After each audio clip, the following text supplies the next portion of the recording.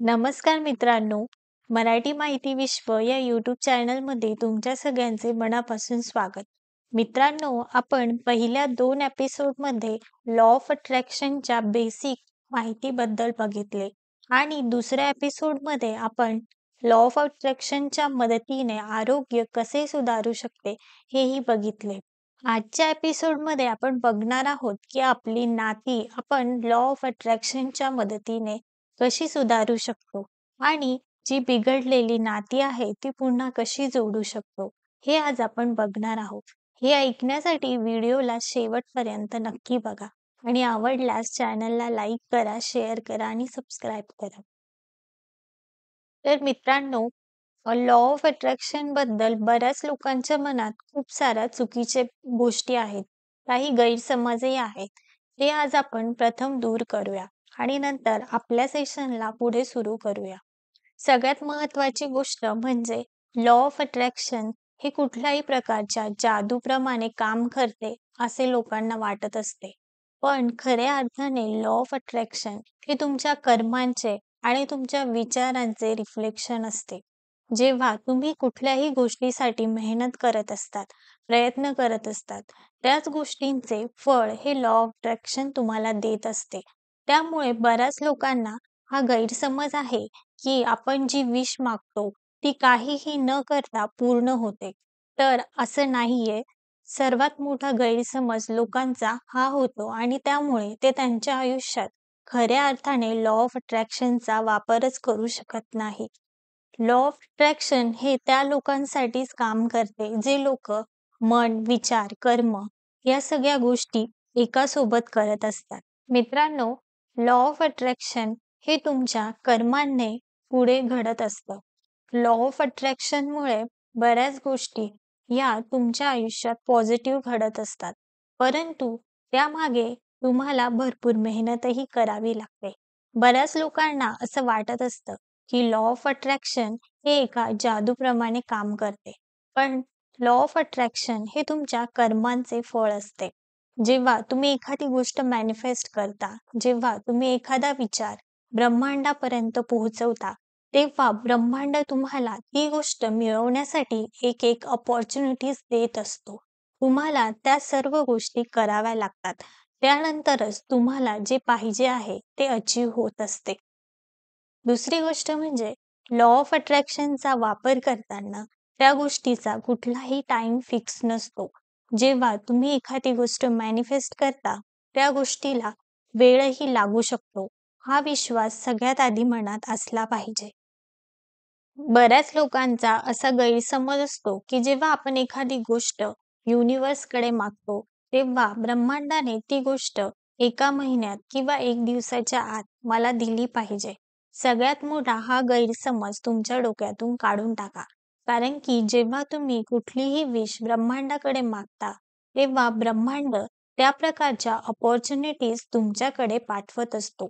तुम्हाला त्यावरती काम करावे लागते. त्यानंतर ती विश किती दिवसात पूर्ण होईल हे त्या तुमच्या कर्मांवरती अवलंबून असते. समजा तुम्हाला एखादी कार खरेदी करायची आहे आणि तुम्ही ती मॅनिफेस्ट करता आहे. समजा त्या कारची किंमत 10 लाख रुपये आहे आणि तुमच्याकडे तेवढे पैसे आत्ता नाही. ब्रह्मांड तुमच्यासाठी अशा अपॉर्च्युनिटीज निर्माण करेल की त्यातून तुम्ही तेवढे पैसे कमवू शकता. त्यासाठी मग तुम्हाला 1 वर्षही लागू शकतो, 2 वर्षही लागू शकता किंवा त्यापेक्षा जास्तही वेळ लागू शकतो.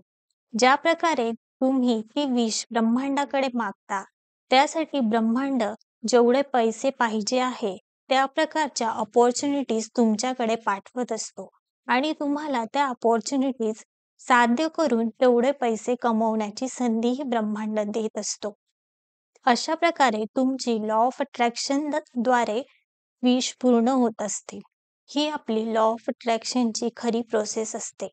जेव्हा तुम्ही कुठलीही विश मागता, तेव्हा त्या विशला प्रेझेंटमध्ये जगण्याचा प्रयत्न करा. सगळ्यात महत्त्वाचं म्हणजे त्या गोष्टीवरती विश्वास ठेवा आणि जी प्रोसेस घडत जाईल ती प्रोसेसही करत राहा. त्यामध्ये तुम्हाला फेल्युअर्सही येतील, पण त्याला न घाबरता तुम्ही पुढे जात राहा आणि तुमचं मॅनिफेस्टेशनही चालू ठेवा. तुम्हाला नक्कीच सक्सेस मिळेल. बऱ्याचदा तुमच्या मॅनिफेस्टेशन प्रोसेसमध्ये फेल्युअर येऊ शकते. हे तुम्हाला कधी कोणी सांगत नाही. पण ही प्रोसेस वाटते तितकी सोपीही नसते. यावरती तुम्हाला कन्सिस्टंट राहून, विश्वास ठेवून आणि कर्म करून पुढे जावं लागतं. तुम्हाला फेल्युअर्स आले तर त्यालाही धैर्याने सामोरं जावं लागतं आणि तुम्ही जे मॅनिफेस्ट केलंय ते अचीव्ह करावं लागतं. त्यामुळे एक गोष्ट कायम लक्षात ठेवा, की तुमचे मन, कर्म आणि वचन या तिन्ही गोष्टी एक पाहिजे. जेव्हा या तिन्ही गोष्टी एक होतात, तेव्हाच तुमचं मॅनिफेस्टेशन हे कंप्लीट होत असतं. त्यामुळे मॅनिफेस्टेशन प्रोसेसमध्ये कुठलाही टाईम नसतो. लोकांच्या विशेष या कधी-कधी 10-10 वर्षांनीही पूर्ण होतात. त्यामुळे तुम्ही खचून न जाता मॅनिफेस्टेशन प्रोसेस ही चालू ठेवली पाहिजे.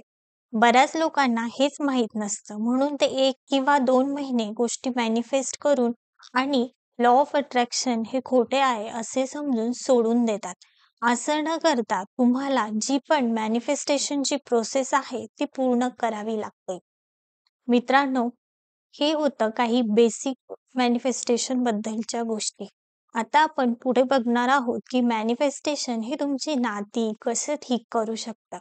त्यासाठी व्हिडिओला शेवटपर्यंत नक्की बघा. मित्रांनो, आजकालच्या जगात प्रत्येकाला आपल्या कामाबरोबर आपली नाती टिकवणंही तितकंच गरजेचं झालं आहे. बऱ्याच लोकांना ह्या दोन्ही गोष्टींमध्ये बॅलन्स साधणं हे जमतच नाही. पण ही गोष्ट खूपच सोपी आहे. तेच आपण आज लॉ ऑफ अट्रॅक्शनच्या मदतीने जाणून घेऊया. द सिक्रेट या पुस्तकात माईक डुली यांचं एक एक्झाम्पल दिलेलं आहे. माईक डुली यांना एक चांगल्या साथीदाराची अपेक्षा होती. त्यांना आयुष्यात एक चांगला जीवनसाथी पाहिजे होता. त्यासाठी त्या दररोज मॅनिफेस्ट करायच्या. त्यांना जसा साथीदार हवा आहे त्या त्याच्याबद्दल तसे तसे विचार करत होत्या. खूप दिवस उलटून गेले, तर त्यांना काही पॉझिटिव्ह रिझल्ट भेटतच नव्हता. त्यात एक दिवस त्या त्यांची गाडी गॅरेजमध्ये पार्क करत होत्या. तेव्हा त्यांच्या लक्षात आले, की माझ्या गॅरेजमध्ये एवढी गर्दी आहे, की माझा साथीदार आला तर त्याला गाडी पार्क करायला जागाच उरणार नाही. त्यावेळेस त्यांनी गॅरेज साफ करून त्यांची गाडी साईडला लावली आणि त्यांच्या होणाऱ्या साथीदारासाठी गाडी पार्क करण्यासाठी जागा निर्माण केली. हे त्यांचे पहिले पाऊल होते. म्हणजेच यावरून आपल्याला लक्षात येते, की जेव्हा आपण कुठलीही गोष्ट मॅनिफेस्ट करत असतो, तेव्हा ती तुम्ही आत्ता मॅनिफेस्ट केली आहे आणि ते आयुष्य तुम्ही जगताय, हे तुम्हाला अभिनय करावा लागतो. त्यानंतर त्या घरात गेल्या. घरात गेल्यानंतर त्यांच्या बेडरूममध्ये त्यांचं जे कपाट होतं, त्यातही सर्व सामान त्यांचंच होतं. त्यांनी ते सामान बाहेर काढलं आणि एक कपाट त्यांच्यासाठी आणि दुसरं कपाट त्यांच्या जोडीदारासाठी रिकामं केलं. ते त्यांचं आयुष्य त्यांच्या जोडीदारासोबत असल्यासारखं जगत होत्या. त्यानंतर काही दिवसातच त्यांना मनासारखा जोडीदार भेटला आणि जेव्हा ही गोष्ट ते सांगत होते, तेव्हा त्यांचा जोडीदार हा त्यांच्यासोबत बसलेला होता. मित्रांनो, यावरून आपल्याला एक गोष्ट लक्षात येते, की जेव्हा आपण कुठलीही गोष्ट मॅनिफेस्ट करत असतो, तेव्हा ती गोष्ट आपल्यासोबत झाली आहे, ही फिलिंग आपल्याला मनातून आली पाहिजे. ती गोष्ट झाल्यानंतर तुम्हाला जेवढा आनंद होतोय किंवा ज्या आनंदाने तुम्ही आयुष्य जगाल, तो आनंद तुमच्यामध्ये आत्ताच असला पाहिजे. तेव्हाच ती गोष्ट पॉवरफुली मॅनिफेस्ट होत असते. दुसरी गोष्ट म्हणजे नातेसंबंध. जेव्हा कुठलेही नातेसंबंध आपण जोडतो, त्याआधी आपण स्वतःबद्दल काय विचार करतो, हेही आपण बघितले पाहिजे. आपल्याला बऱ्याचदा अशी अपेक्षा असते, की लोकांनी माझं कौतुक करावं, माझ्याबद्दल चांगल्या गोष्टी बोलाव्या. परंतु तुम्ही कधी हा विचार केला आहे का, की मी खरंच त्या कौतुकापात्र आहे का? किंवा मी स्वतःला तेवढी व्हॅल्यू देते का? मित्रांनो, आपल्याला बऱ्याचदा लोकांकडून अपेक्षा असते की लोकांनी आपल्यावरती प्रेम करावे. पण सगळ्यात आधी ही तुमची जबाबदारी आहे की तुम्ही स्वतःवरती प्रेम करावं. तुम्हाला नेहमी असं वाटत असतं की लोकांनी माझ्याबरोबर राहावं. पण खरंच तुम्ही स्वतः एकटे असताना तुमची कंपनी एन्जॉय करता का? हे आधी स्वतःला विचारा. जेव्हा तुम्हालाच तुमच्यासोबत बोर होत असेल, तेव्हा लोकही तुमच्यासोबत बोर होतात. हे कसे घडते?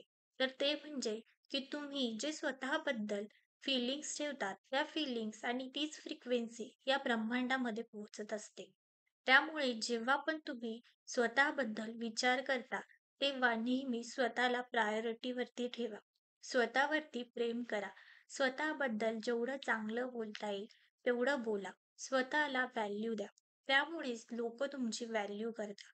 जेव्हा तुम्ही स्वतःबद्दल निगेटिव्ह बोलता, तेव्हा तीच फ्रिक्वेन्सी ही या ब्रह्मांडापर्यंत पोहोचत असते आणि त्याच प्रकारचे लोक हे तुमच्या आयुष्यात येत असतात. सर्वात आधी स्वतःबद्दल चांगले बोलायला शिका. जेव्हा तुम्ही स्वतःबद्दल चांगले बोलता, तुमच्यामधील चांगल्या गुणांचे प्रोत्साहन करत असता, तेव्हा त्याच प्रकारचे लोक ब्रह्मांड तुमच्या आयुष्यात पाठवत असतं. जेव्हा तुम्ही स्वतःला एन्झायटी, स्ट्रेसमध्ये ठेवता, जेव्हा तुम्ही खुश नसता, तेव्हा अशाच प्रकारची लोकं तुमच्या आयुष्यात येत असतात. जेव्हा तुम्ही सकारात्मक विचार करता, स्वतःवरती प्रेम करता, तेच प्रेम हे या ब्रह्मांडात पसरत असतं आणि त्याच प्रकारची प्रेम करणारी लोकं, तुम्हाला समजून घेणारी लोकं तुमच्या आयुष्यात येत असतात. कुठलाही माणूस गुण आणि दोष या दोन्ही गोष्टी मिळून बनलेला असतो. त्यामुळे आयुष्यात नेहमी लक्षात ठेवा, की प्रत्येक माणसामध्ये त्याचा चांगुलपणा शोधण्याचा प्रयत्न करा. जेव्हा तुम्ही त्याच्यातील वाईट गोष्टी सोडून त्याच्यातील चांगल्या गोष्टी शोधायचा प्रयत्न करता आणि त्या गोष्टी ठेवून आयुष्यात पुढे जात असतात, त्यावेळेस ऑटोमॅटिकली तुमची फ्रिक्वेन्सी या ब्रह्मांडा थ्रू त्या माणसापर्यंत पोहोचत असते. त्या माणसालाही तुमच्याबद्दल पॉझिटिव्ह व्हायब्रेशन्स मिळत असतात. त्यामुळे जेव्हा कुठल्याही व्यक्तीबद्दल तुम्ही विचार करता, तेव्हा त्यांच्या दोषांकडे न बघता त्यांच्यामधील गुणांचा विचार करा. त्यांच्यातील गुणांना प्रोत्साहित करा. कोणी कुठेही काहीही बोलले, तर त्या गोष्टी सोडून द्यायला शिका. आयुष्यात कोणालाही कुठल्या कारणासाठी दोष देणं बंद करा. तुम्ही प्रेमाची फ्रिक्वेन्सी या ब्रह्मांडात पोहोचवली, तर तुमच्याकडे प्रेमच अट्रॅक्ट होईल आणि जर तुम्ही राग, द्वेष या ब्रह्मांडात पोहोचवला, तर तुमच्याकडे तशाच प्रकारची लोकंही येतील. बऱ्याच लोकांचं आयुष्य हे कायम आपल्या नात्यांबद्दल कंप्लेंट करण्यात गेलेलं असतं. बऱ्याच बायकांना वाटतं, की माझा नवरा चांगला नाहीये किंवा त्याच्यामध्ये काही दोष आहेत. माझी मुलं चांगली नाहीयेत किंवा माझी बायको चांगली नाहीये. पण असं नसतं. प्रत्येक माणसामध्ये दोषही असतो, गुणही असतात. तुम्ही ज्या गोष्टीवरती कॉन्सन्ट्रेट करतात, त्याच प्रकारच्या गोष्टी ते लोकं तुमच्यासोबत करायला लागतात.